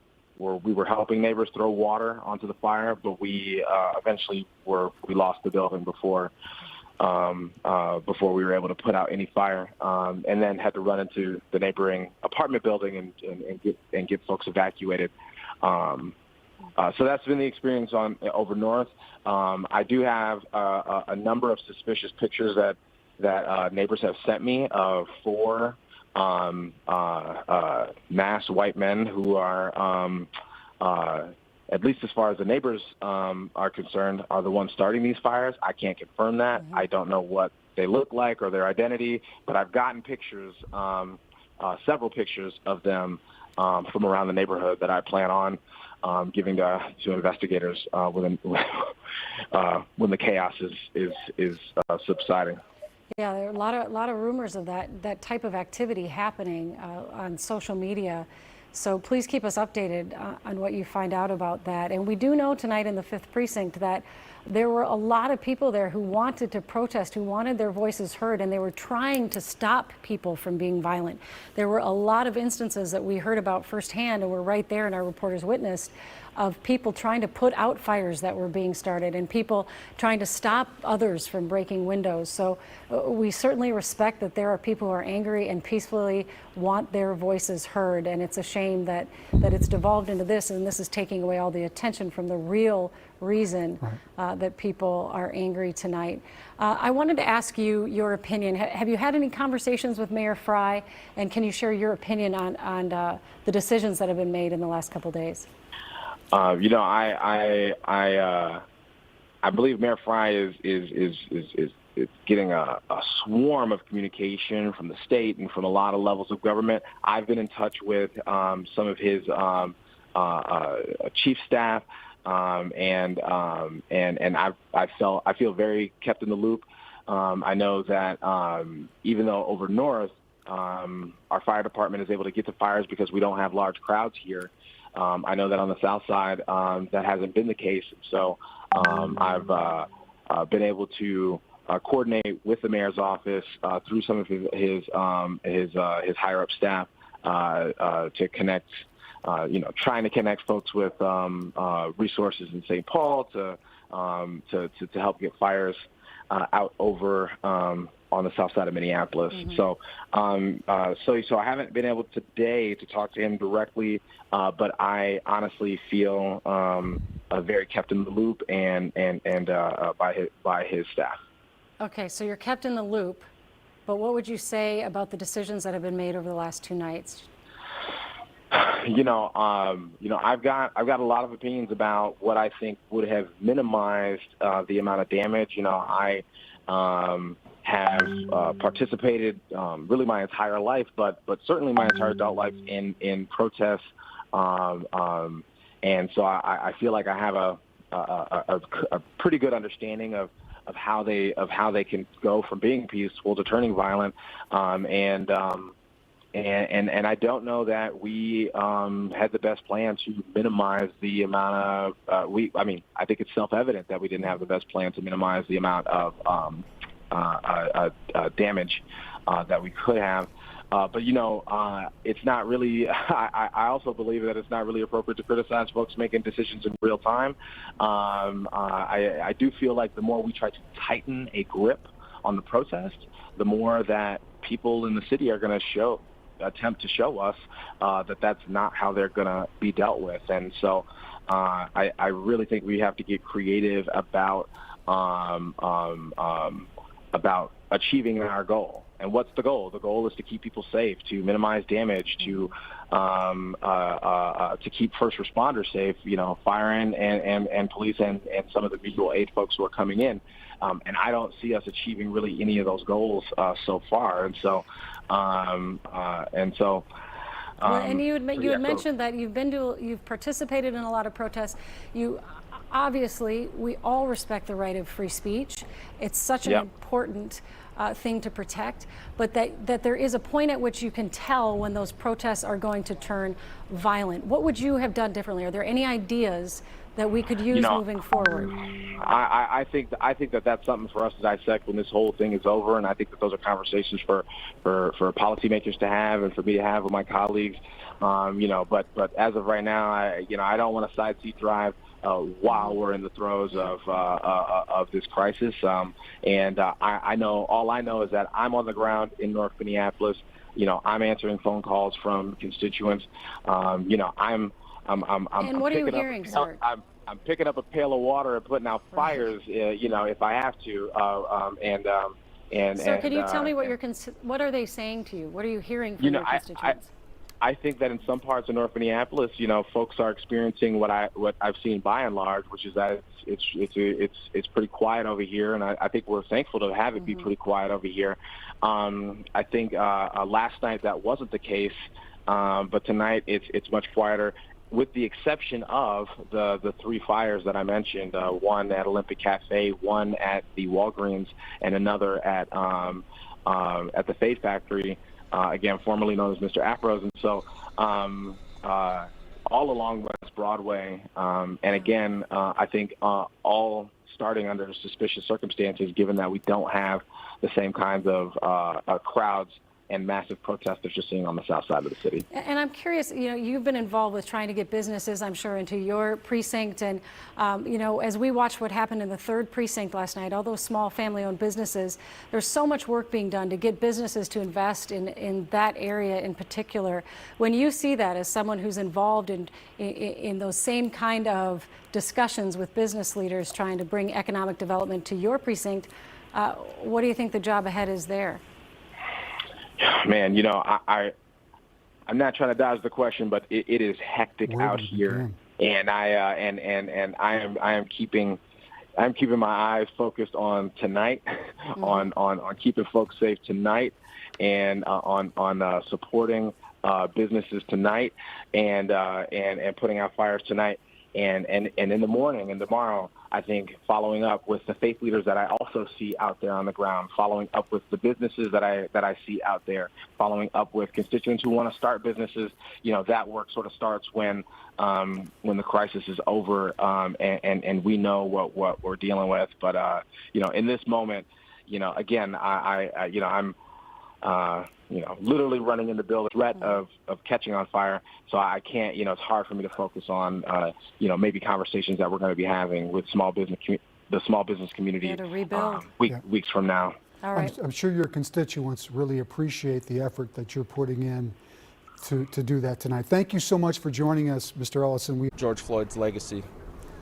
Absolutely, absolutely. Anything else from you as far as your reasoning for coming up to Minneapolis tonight? Trying to be an ally, try to experience this for myself and be part of something that's bigger than me. We may be from Bloomington, but this doesn't just affect Minneapolis people. It doesn't just affect people of color. It affects us all, and it's another member of our community that was needlessly murdered, cold blood. And I can sit home and watch it all I want, but it's another thing to actually be here and be a part of it. So that's my reasoning. Well, I thank you guys so much for your time and stopping to chat with us real quick as to what you saw and why you guys felt the need to be out here. Obviously, this is impacting a lot of people in so many different ways when it comes to everything that's unfolding out here in these streets right now. A lot happening behind me. And again, as we mentioned before, those buses are being used right now to load up people that are being arrested and to haul them off from this area. In the meantime, we will remain out here to bring you all the latest developments as this story continues to unfold here on the south side of Minneapolis, here off Nicollet and 34th Street. Back to you. All right, Devon, thank you so much. And we have mentioned a couple times tonight that that those buses are used to house people basically who've been arrested.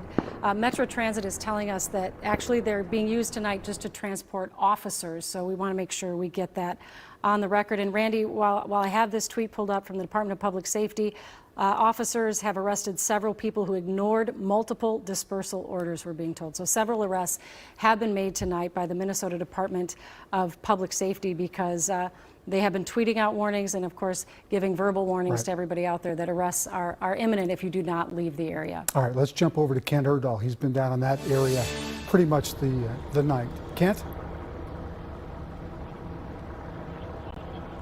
Yeah, guys, we're just about a half a block from where we were with you the last time when an officer came up and he told us we had to get out because it wasn't safe. I showed you it was very quiet in that area. And again, we just moved about a half block. I can show you the officers are out here. They've got a van there that's been used to transport multiple officers in their gear and all of that. And they have blocked off. We're actually just south, about a couple of blocks from where Devon was, where those buses are, which are kind of off in the distance there. Now, if we turn back over here, I will show you, there's been a group of people on the corner just down here. They've kind of dispersed, they're kind of moving out, but it was really interesting because they were wearing some vests and they were really discouraging anybody from either trying to turn down this street or walk down this street because they knew if they did, they'd be heading right towards the police. They had said, this is our neighborhood, we don't want these confrontations, and they started yelling at people to just turn around and not engage in any way. So that was certainly a good sign, and it again has been very quiet ever since when they first moved in, and then of course there was tear gas, and then again those reports of shots fired here. Nobody injured from what we've heard with that, but it did appear as though it was actual gunshots of some kind. Again, the good news is that we have not heard of anyone having any kind of wounds or anything else like that. In fact, I've heard the exact opposite. And again, as you mentioned, a handful of arrests, two of which we showed you from a vehicle that kind of came around a blockade and through an intersection that was being secured by officers. They dodged it, they got out of the way, and then they moved in quickly and arrested the two people in that vehicle. All right, Kent, you've been doing a great job for us. We so appreciate it. Thank you. We're going to take a minute now to read a Twitter exchange. Governor Tim Walz, almost an hour ago, had tweeted that the Guard and the State Patrol and local police are responding to incidents in St. Paul. The Minnesota Police and Peace Officers Association, so basically the union, tweeted in response, "Governor, on behalf of law enforcement, they do not have the resources to respond. Please support and take control. You need more resources." And then they said, law enforcement needs leadership. Of course, there is a lot of political history between these groups, and we would be remiss not to point that out. But I think there has been, if the governor himself said today in a press conference that there was poor communication yesterday, and he said that that was his responsibility. He also put some of the responsibility on the shoulders of the mayors of St. Paul and Minneapolis. So even the governor himself really agreeing today in that press conference that there was not the leadership we needed last night. It will be very interesting to see his response about how events unfolded tonight, when he has made it very clear that he is the one that is running the show tonight, that the state would be the one that was organizing the response. We're going to take a live look at a traffic camera, and I'm going to set up a soundbite we're going to play for you. We've been making calls for the last 2 nights, as you've heard if you've been with us, for people who are decision makers to call in, from mayors to police chiefs to the governor, to talk with all of you and explain to all of you what's going on and why decisions are being made the way they're being made. We want to make sure that that you know that we have made those requests tonight as well. And while we did not hear back, we did hear an interview on NPR that we're going to play for you in just a minute.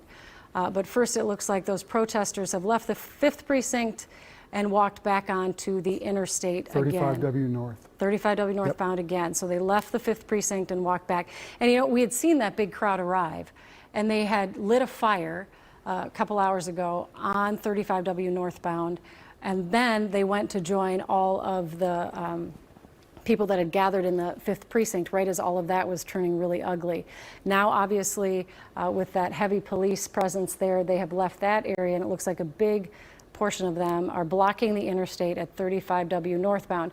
And Randy, we had walking among traffic too, which is dangerous. So it'll be interesting to see if now that it feels as if we do have law enforcement responding, if they will in fact do that line, because this is not the first time, obviously, that the interstate's been blocked. Well, it's the first time, though, Julie, we've seen people walking amidst traffic. Before, it was just mainly people walking without what we're seeing now, all of this traffic. They just, I mean, that's a dangerous situation for all of those, not just the people walking for sure, but you're right, Randy. I've never seen them walking in between the cars. This is different than what we saw earlier tonight. And usually, I guess what we see is that the state troopers end up blocking traffic and stopping the traffic and trying to divert the traffic. Obviously, they haven't had a chance to do that in this situation. And then what usually ends up happening is the troopers stand shoulder to shoulder and push the crowd back, kind of, you know, getting them off the interstate by moving their line shoulder to shoulder until they get people off the interstate. But dangerous for everybody. Yeah, lots of moving parts tonight, again, just like there were last night. So going back to what I was originally saying, as we keep our eye on this situation on 35 northbound, we have put out a call because we want to hear from leaders. We want explanations for you as to what's happening. We did not hear from the mayor tonight, but he did go on NPR and speak with Tom Cran. So let's listen into what he had to say. Well, as of right now, the state and the National Guard are running the unified command control. We are doing everything possible that we can to support them. Governor Walz had the charge this morning and moved forward with that, running unified command. But let me first say, please keep the peace. We need to make sure that our city is protected.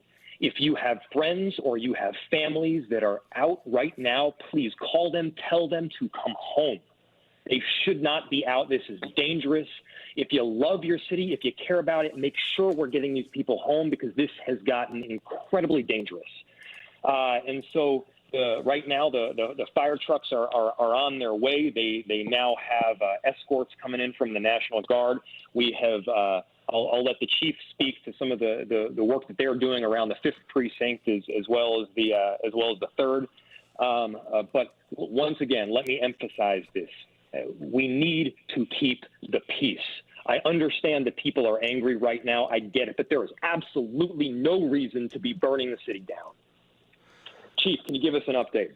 Yeah, Chief Arredondo, I want to ask, can I ask a question first? And that is, the mayor says that the command is coming from the state tonight, but would you say that you have full control of the men and women of the Minneapolis Police Department this evening, and are they following orders from you or from whom? Well, thank you, Mr. Cran, for your question.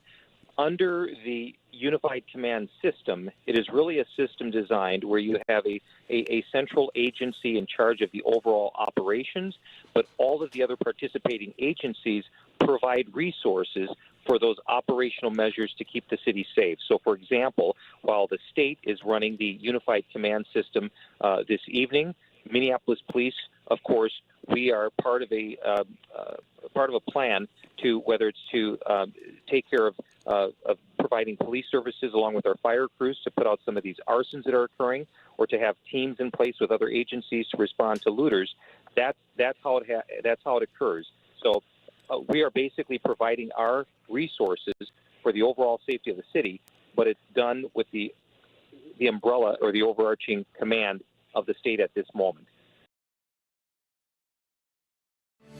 So as we take a live look right now at the traffic cam at 35W northbound, so there you were hearing from the mayor and from the police chief, and we have just received word that at 1:30, Governor Walz will hold a press conference. So we will hear from the governor shortly, and we of course will carry that live for you when it happens, and we'll have reporters there asking the questions that we know you've been asking all night, as have we. Obviously, what you're looking at right now is northbound 35. We've been watching this area pretty much since about 10:15 tonight. There was a fire set actually on the opposite side of the interstate, on the interstate itself. Protesters have been on this interstate at least once, if not twice today already. I think this is the third time.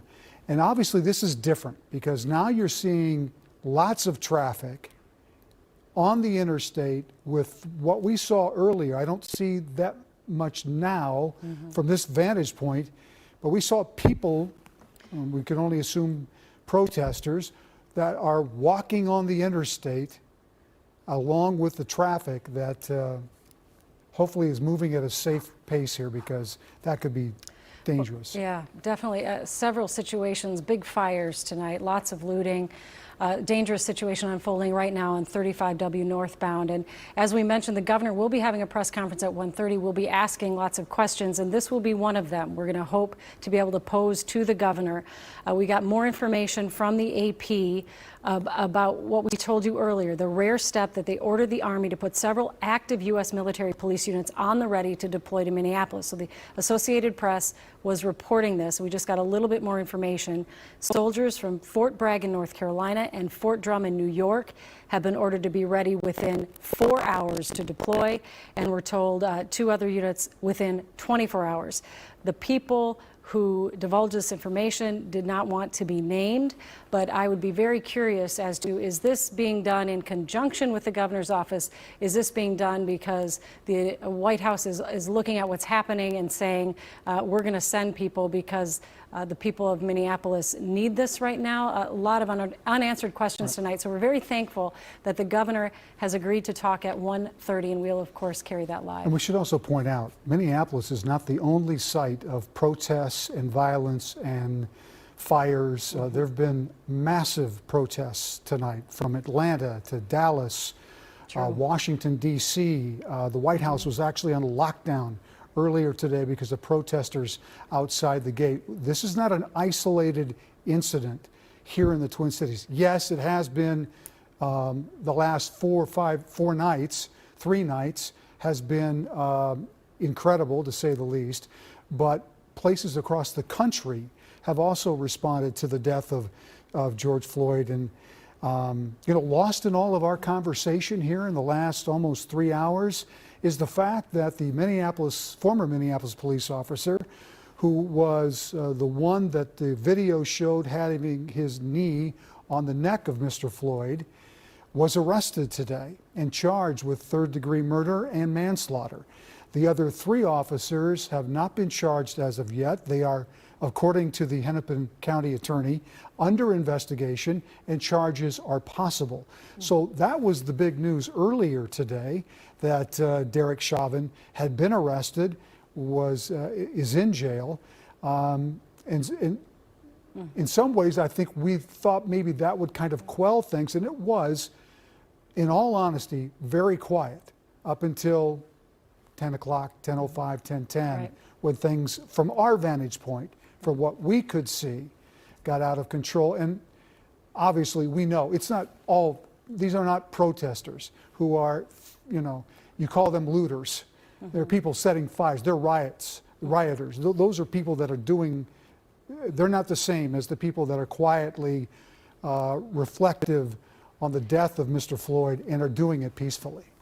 Yeah, and you'll see lots of arguments, and we do need to all listen. I think that's a big lesson that we all better take away from this and take seriously. And you will hear the argument that unless there is major disruption like this, people refuse to listen. We certainly hope this is the last night we see scenes like this playing out in our town, in our beloved Twin Cities. But it has to be a Twin Cities that works for everyone. And clearly there are some major issues we need to work through.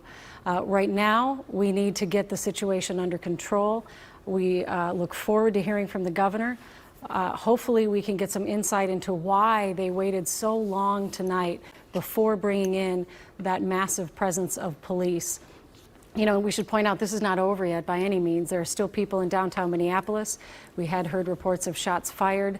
We know there have been several arrests, and right now 35W northbound is completely gridlocked because people are obstructing the interstate there. So we are going to take a break, and we're going to come back before the governor's press conference. We will cover that live.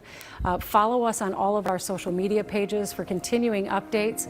Scenes still unfolding right now in Minneapolis.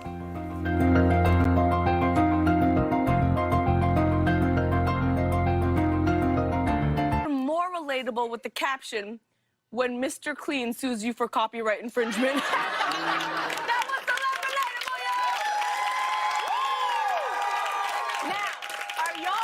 Because I am hype.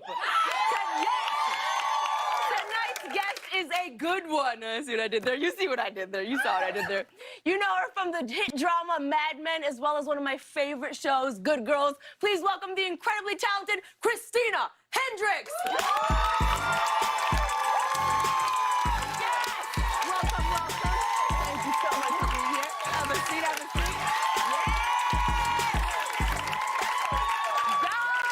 I'm so excited you're here. Thanks for having me. Of course. Are you kidding me?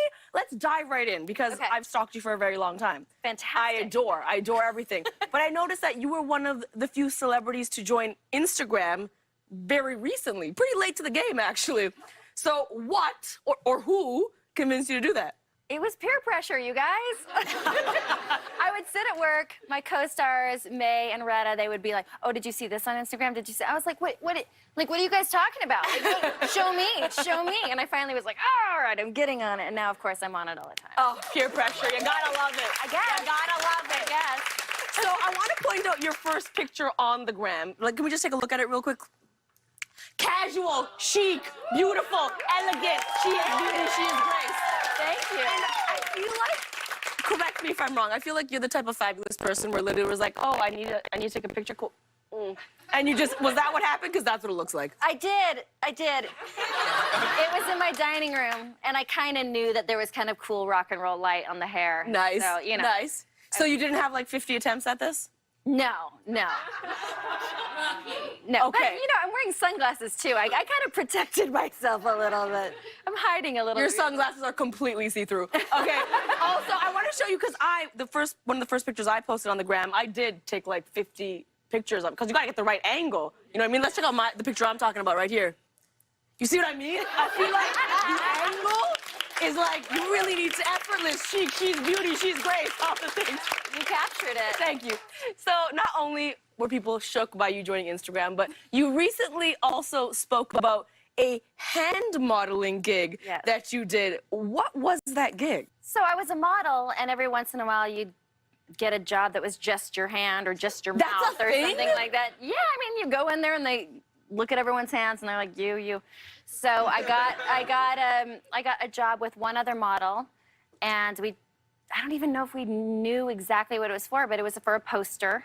And let me just pause you. A poster. Do you know which poster you hand modeled for? Let's show everyone the poster that we're talking about here. Yes, that poster. Yes.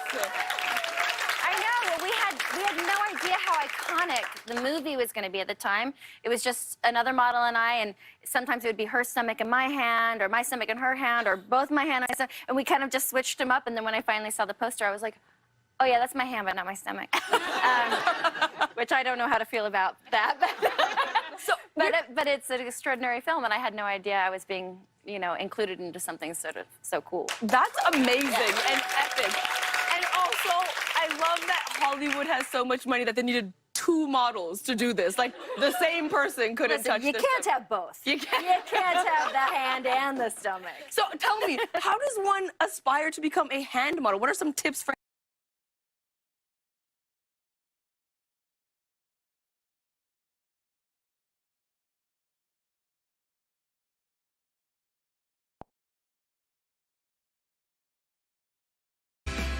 just because.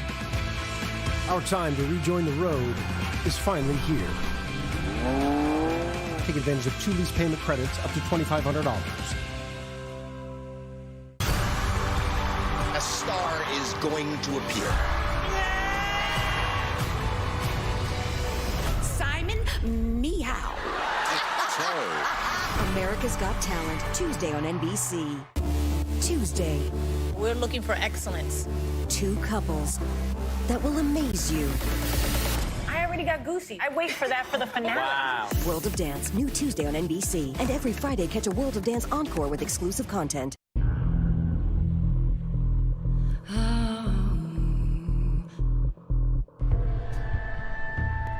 There were so many little pieces, so many bits of evidence to parade before the jury. The case against Kirk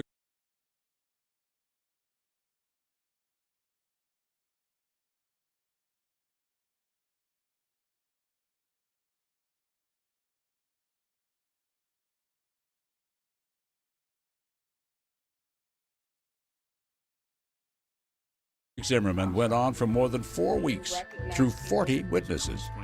And pretty much all of it, said Pam and Kirk's children, was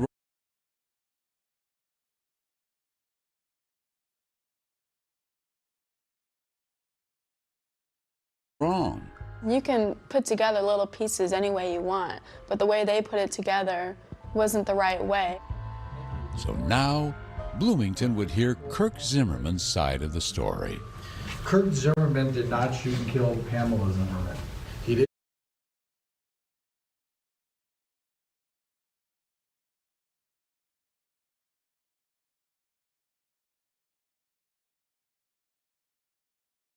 Didn't shoot and kill the mother of his 3 children over owing $3,900 in child support.